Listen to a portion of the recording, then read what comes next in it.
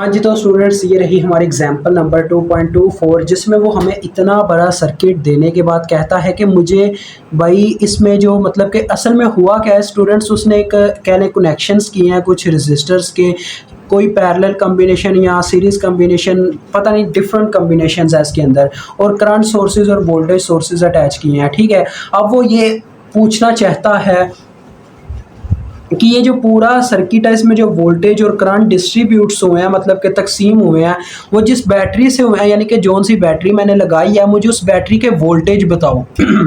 यानी इस बैटरी की मदद से ये पूरा सर्किट चल रहा है जितना अभी नज़र आ रहा है। ठीक है, तो लिहाजा हमने इसके वोल्टेज फाइंड आउट करने हैं, तो इसमें सारे कंसेप्ट आ जाएंगे, KCL आ जाएगा, KVL आ जाएगा, तो आपने हर एक कंसेप्ट को साथ साथ लेके चलना है। ठीक है, तो चले यहाँ स्टार्ट करते हैं।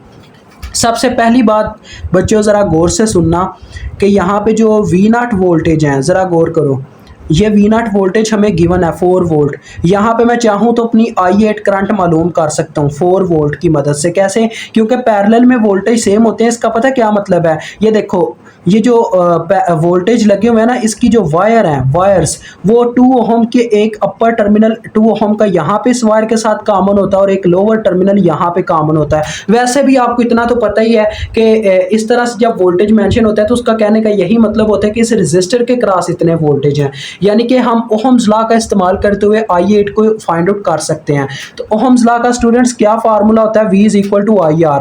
तो वोल्टेज क्या है? V0 which is equal to IR। आप देखें R की वैल्यू 2 है। ठीक है, 2 ओहम का रजिस्टर है जिसमें से करंट I8 एंटर करती है। अब ये जो I8 करंट है इसके पॉजिटिव पोल में एंटर कर रही है, तो लिहाजा इसको पॉजिटिव में लिखा जाएगा। अगर नेगेटिव पोल में एंटर करती तो हम -8 लिखते। ठीक है, तो अब यहाँ से आपको I8 की वैल्यू मिल जाएगी, क्योंकि I8 इस तरफ ही रह गया और V0/2 हो गया। तो V0 की क्या वैल्यू है? देखिए 2 उधर जाके तकसीम हो गया, तो V0/2, V0 की वैल्यू मैंने पुट कर दी जो कि 4 है over 2 which is equal to, ये आ गया हमारे पास 2 एम्पेयर। तो लिहाजा I8 की वैल्यू मुझे पता चल चुकी है। अब नेक्स्ट देखें I3। अब देखें ये जो करंट है I3 स्टूडेंट्स, यहाँ पे बच्चे कंफ्यूज हो जाते हैं, ज़रा गौर कीजिएगा, काफ़ी इजी है ये स्टेप। I3 जो है वो करंट देखें इसी वायर में फ्लो कर रहा है, जबकि इसी वायर के अंदर उसने एक करंट सोर्स मेंशन किया हुआ है जिसके अंदर 3 एम्पेयर करंट है। तो देखें इस करंट की डायरेक्शन के अकॉर्डिंग यही करंट तो है जो यार इसमें से गुजर रहा है, तो इसका मतलब इस I3 की ही वैल्यू 3 एम्पेयर है, जो उसने हमें कंफ्यूज करने के लिए इस तरह से मेंशन किया है कि एक अलहदा से भी उसने डायरेक्शन दी हुई है और इसके अंदर भी मेंशन किया हुआ है कि 3 एम्पेयर करंट है। इसका मतलब I3 ही वो करंट है जिसकी वैल्यू कितनी है? 3 एम्पेयर है। समझ रहे हो ना मेरी बात को? ये चक्कर होता है। अब देखें मुझे I3 करंट, ये एक नोड है जिसका नाम उसने D दिया हुआ है हमें शेप के अंदर। तो इस नोड के क्रॉस कितनी करंट्स आ रही हैं? 3 करंट्स। देखें इस नोड के अंदर 3 करंट आती हैं, एक I3, एक I7 और एक I8।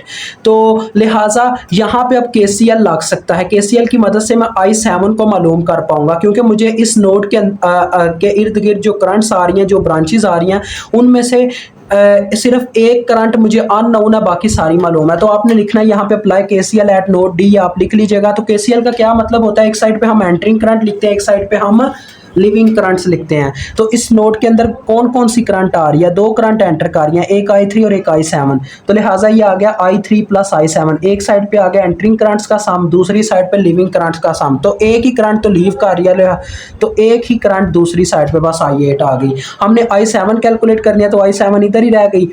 I8 में से जाके I3 माइनस हो गया। I8 की कितनी वैल्यू थी? 2। तो 2 में से I3 जाके माइनस हुआ, यानी कि -3 हो गया। मैंने वैल्यूज पुट कर दी हैं डायरेक्ट, तो ये आ गया -1 एम्पेयर। ठीक हो गया बच्चों, I7 की वैल्यू मिल गई। अब I7 की जब वैल्यू मिल गई तो हम इसके साथ करेंगे क्या? मतलब कि I7 हमारे किस काम का है? तो देखें I7 हमारे किस काम आता है, ज़रा गौर कीजिएगा। ये जो I7 करंट है स्टूडेंट्स, ये मेरे आगे काम आएगा। ठीक है, I7 करंट मेरे आगे जाके काम आएगा। अब मुझे देखें, मुझे ना एक स्टेप पीछे जाना होगा ताकि मैं ये करंट्स मालूम कर सकूं, ये I2 I5 इस तरह ये सारी करंट्स। तो अब मैं वो कैसे पीछे जाऊंगा? एक स्टेप ज़रा गौर कीजिएगा। ये जो C और E ये दोनों नोड हैं, इन दोनों के सेंटर में कौन से वोल्टेज स्टूडेंट्स एग्जिस्ट करेंगे? प्लस माइनस VCE, यानी कि एक जिस नोड की तरफ प्लस है और जिस नोड की तरफ माइनस है उस तरह से आएंगे। प्लस की तरफ C आ गया पहले और माइनस वाले साइन जिस तरफ है वो आएगा नाम बाद में, तो ये बन गया VCE वोल्टेज। ठीक है, अब मैं अगर ये स्टूडेंट्स VCE वोल्टेज कैलकुलेट करना चाहूँ तो पैरेलल में वोल्टेज सेम होता है, लेकिन यहाँ पे क्या सीन है ज़रा देखो, ये इतनी वायर इसके पैरेलल में आती है, यानी कि ये पूरे का पूरा हिस्सा। अब यहाँ पे यार पूरे का पूरा हिस्सा, यहाँ पे बच्चे कंफ्यूज हो जाएंगे, मैं बच्चों को कंफ्यूज नहीं करना चाहता, तो ज़रा गौर से देखिएगा। यहाँ पे मैं लूप एनालिसिस की ट्रिक आपको दिखाऊंगा, आपने बस उस ट्रिक का इस्तेमाल अपने ब्रेन में या कहीं रफ अमल में करना है। यहाँ पे करोगे तो गलत समझा जाएगा, क्योंकि ये चैप्टर 2 है। चैप्टर 2 में हम लूप एनालिसिस नहीं लगा सकते, लेकिन आप उस ट्रिक का इस्तेमाल करके अपना कंसेप्ट क्लियर कर लो। ज़रा ये देखो, हम करंट हमेशा क्लॉकवाइज में लेते हैं एक लूप के अंदर, ये चारों के चारों लूप्स हैं, ये भी लूप है, ये भी लूप है, ये भी लूप है, ये भी लूप है। हर चीज के अंदर मैं आपको करंट इस्तेमाल करके दिखाऊंगा, लेकिन ये सारा आपने रफ अमल में आपने ना अपने आपके पास जो आती है ना प्रॉब्लम शीट सॉल्व करने वाली पेपर के अंदर, उसकी बैक साइड पे यानी कि दूसरी तरफ आपने वहां पे रफ अमल सारा करना है। तो वहां पे आप इस तरह से लूप एनालिसिस कवर कर लीजिएगा, यानी वहां पे एक दफा शेप ड्रा करके ना तो ये चीज बना लीजिएगा। पूरी की पूरी शेप क्या आपने ड्रा करनी है, बस ये छोटा सा हिस्सा ड्रा करके समझ लीजिएगा कि मेरा कहने का क्या मतलब था।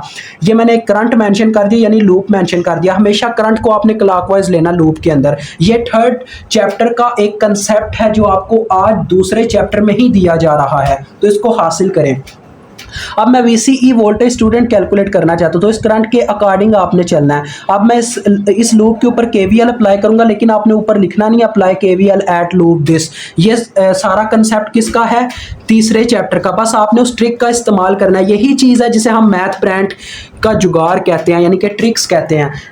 अब देखें स्टूडेंट्स, हमने यहाँ से चलना स्टार्ट किया तो करंट इसके नेगेटिव पोल में से गुजर के जा रही है, तो ये आ गया -VCE। आगे जब हम बढ़ते हैं तो करंट इसके पॉजिटिव पोल में से गुजरती है, तो ये आ गया +8। उसके बाद जब हम आगे बढ़ते हैं तो करंट इस रेजिस्टर में से गुजर रही है, तो करंट इस रेजिस्टर में से क्या गुजर रही है, इसके वोल्टेजेस में से ही गुजर रही है ना, तो किस डायरेक्शन में से गुजर रही है, यानी देखें अपनी डायरेक्शन के मुताबिक ये इसके पॉजिटिव पोल में से गुजर के जाती है, तो ये आ जाएगा +V0 which is equal to 0, क्योंकि देखें करंट अपनी डायरेक्शन घूम के वापस वहीं पे आ गई जहां से इसने चलना स्टार्ट किया, इज इक्वल टू 0 कर दो।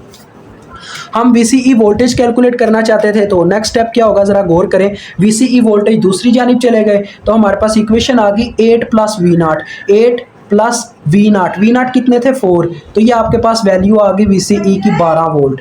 अब ये वोल्टेज हमारे किस काम आएंगे जरा देखिएगा। इन वोल्टेजेस की मदद से VCE वोल्टेज, इन वोल्टेजेस की मदद से मैं I6 करंट को मालूम कर लूंगा, जैसे मैंने यहाँ पे वोल्टेजेस की मदद से I8 करंट मालूम की थी। इसी तरह से हम एक एक स्टेप पीछे जाते जाएंगे। समझ रहे हो ना मेरी बात को, मुझे उम्मीद आप काफ़ी आपका कंसेप्ट क्लियर हो गया होगा। तो देखें अब मैं I6 कैलकुलेट करने लगा हूँ। I6 is equal to Ohm's law लगेगा जैसे वहां पे लगा था, तो देखें करंट जो है इसके पॉजिटिव पोल में से एंटर करके जाएगा, या लिहाजा यानी कि करंट वैसे ही पॉजिटिव आएगी, यानी कि आना ये था VCE is equal to 3 into current, यानी 3I6 आ जाना था। मैंने क्या किया, I6 एक साइड पे ले गया, उसके साथ जो 3 था उसको बटे में ले आया, यानी कि इसका फार्मूला लगाया I is equal to V/R, तो फार्मूला आ जाएगा I6 is equal to VCE/3। यही फार्मूला बनेगा ना, क्योंकि इसकी रेजिस्टेंस ये है, वोल्टेजेस ये है, करंट ये है, तो I is equal to V/R भी ओहम्स ला ही कहलाता है। तो VCE की वैल्यू पुट करो जो कि 12 है, तो देखो 12/3, यानी कि हमारे पास इसकी वैल्यू कितनी आ गई, 4 एम्पेयर। अब आते हैं नेक्स्ट स्टेप पे।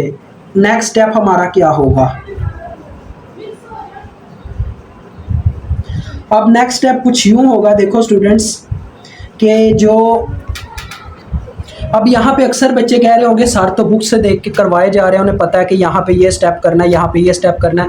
तो स्टेप की कहानी कुछ यूँ नहीं होती, टेंशन वाली बात नहीं होती। इस तरह के क्वेश्चन वैसे पेपर में आते नहीं है, लेकिन सोच सोच के करना पड़ता है। असल में हमेशा हम आखिरी स्टेप से चलते हुए बैक में आ रहे होते हैं, ये असल चक्कर होता है। ठीक है, अब देखो मैं इस तरह से कर रहा हूँ, मेरा ब्रेन इस वक्त इस तरह से चल रहा है। देखो ये नोट C है ना, अब मैंने I6 तो कैलकुलेट कर लिया, मैं नोट C पे अगर अब मेरा जहन में आया कि मैं नोट C पे KCL लगा के देखूं, क्या पता मैं कोई और चीज मालूम कर पाऊं। तो देखो अगर मैं नोट C पे KCL लगाता हूं तो नोट C के घेरे में आने वाली जो करंट्स हैं उनमें मुझे I7 की वैल्यू पता है, I6 की वैल्यू पता है, ना I5 की वैल्यू पता, ना I2 की, यानी कि ये KCL मेरे लिए नाकामी का एक सबब बनेगा, मुझे इस पे KCL लगाना चाहिए ही नहीं।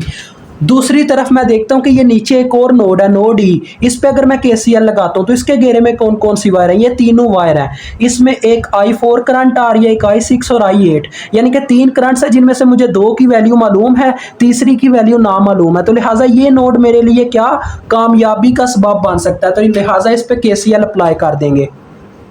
आपने ऊपर लिख लेना, नेक्स्ट स्टेप जो है ना मैं आपका यहीं पे करने लगूँ, आपने लिख लेना अप्लाई KCL एट नोड ई। तो देखो KCL अभी अभी आपको बताया क्या होता है, the sum of entering current is equal to sum of leaving current, लेकिन इस नोड के मुताबिक तीनों की तीनों करंट्स इस नोड के अंदर एंटर कर रही हैं, तो लिहाजा सबका सम इस साइड पे आ जाएगा, लिविंग करंट कोई भी नहीं है,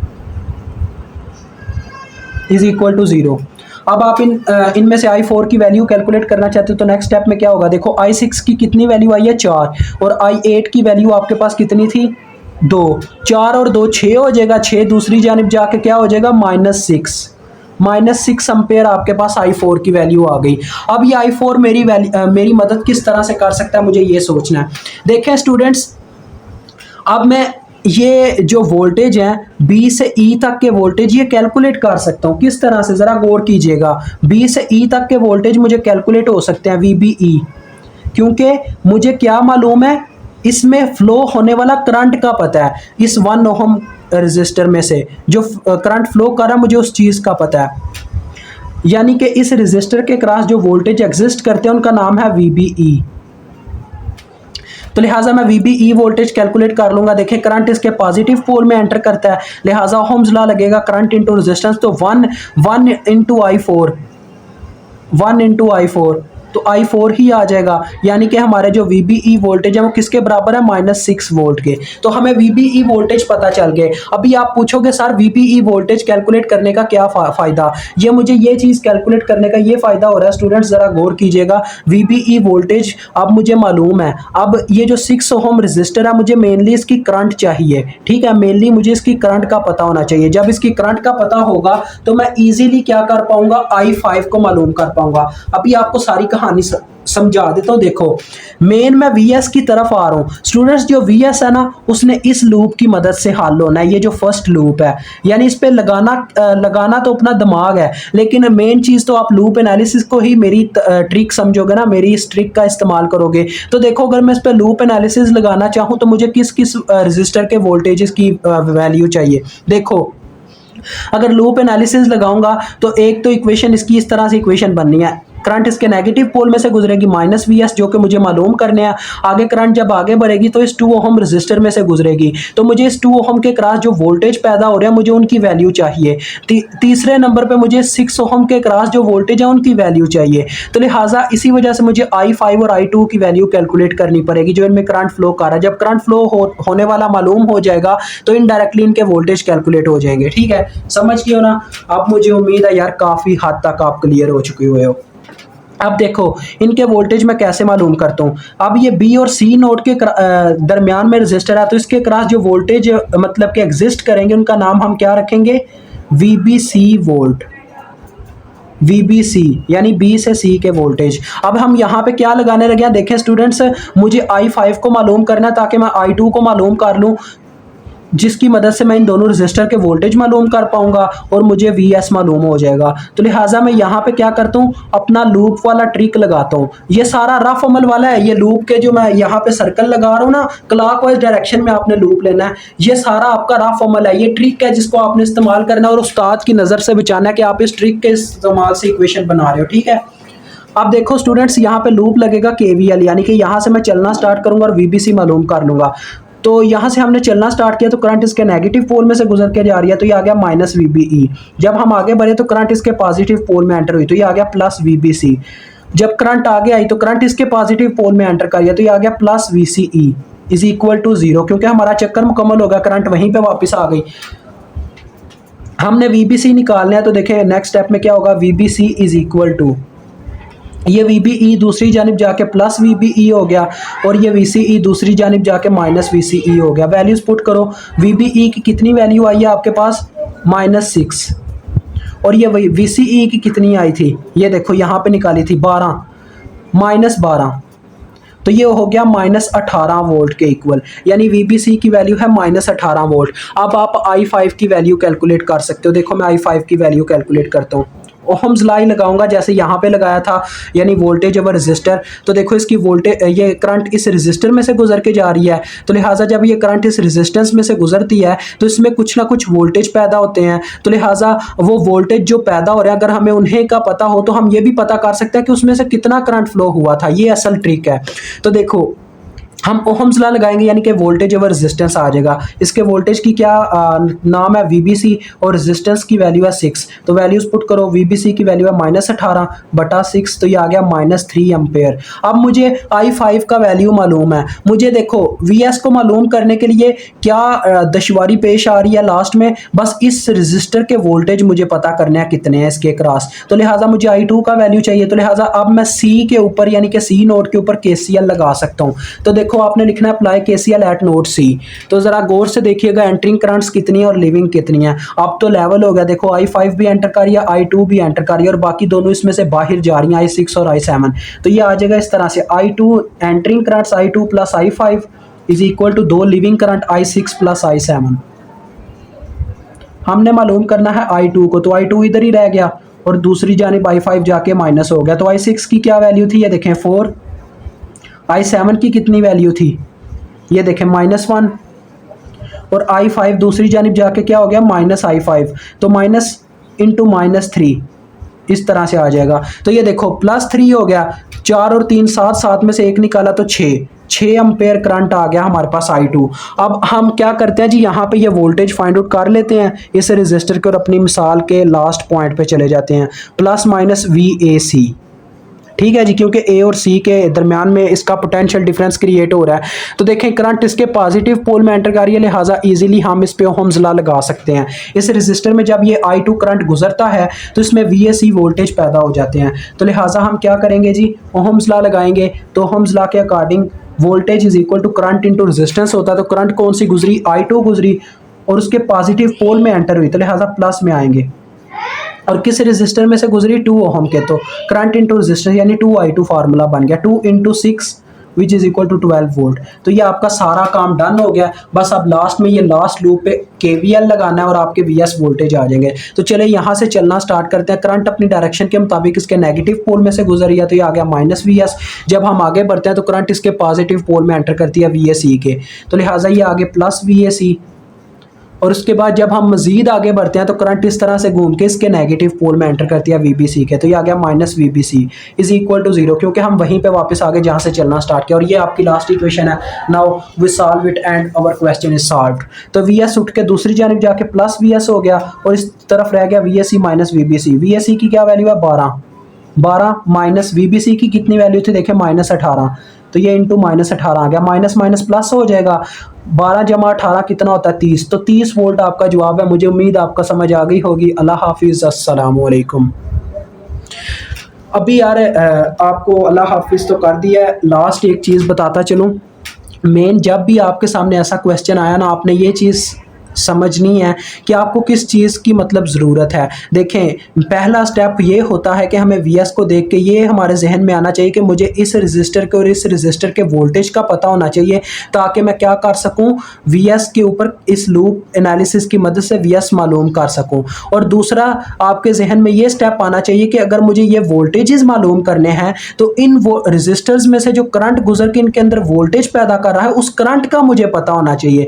और जब ये करंट आना चाहिए तो करंट के आते ही आपको ये पता चल जाएगा कि मुझे फिर यहीं से चलना पड़ेगा। तो ये मेन तरीका कार है।